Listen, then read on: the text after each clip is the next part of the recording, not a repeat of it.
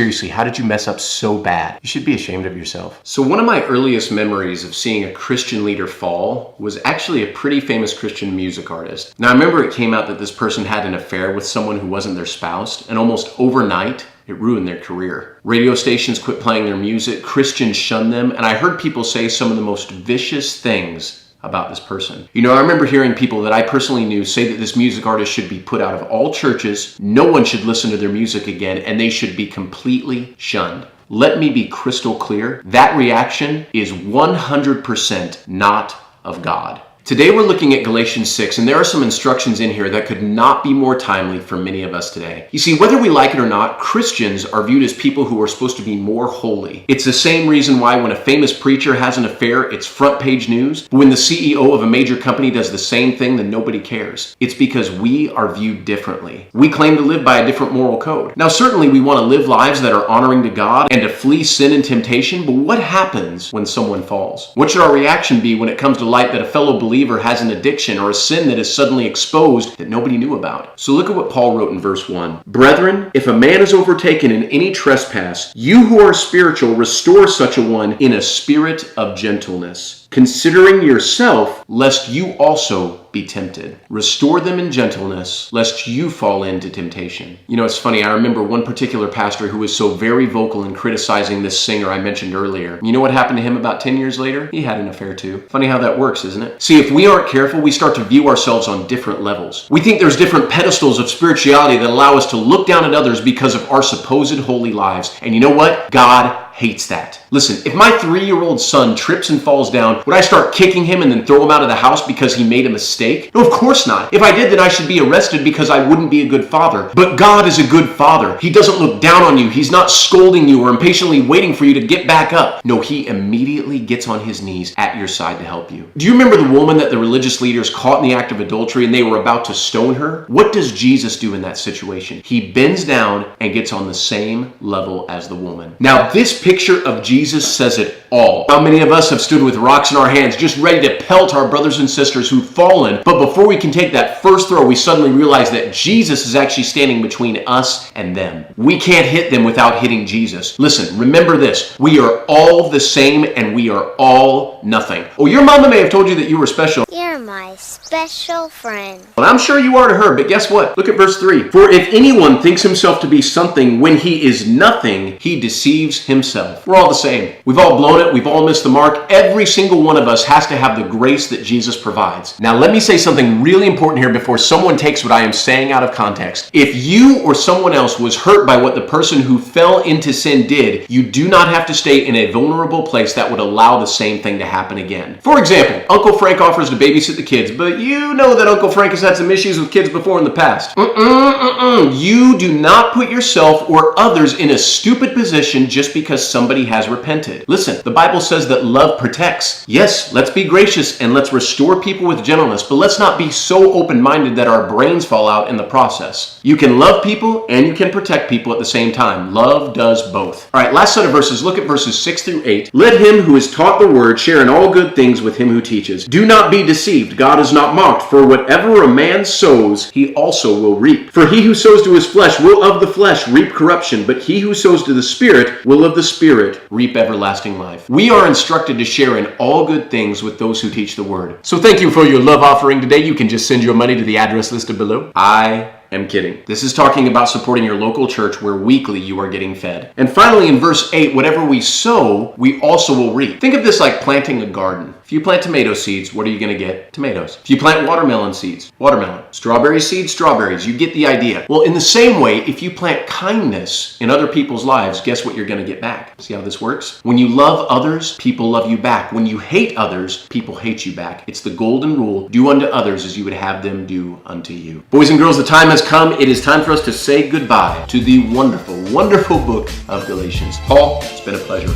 Tomorrow we're starting a new book that is actually even shorter than this one, and it is the book of James. It's just 5 chapters. Come back tomorrow as I know you don't want to miss a thing. Hope you have a wonderful rest of your day. Love each and every one of you so dearly. We will see you tomorrow. Bye-bye.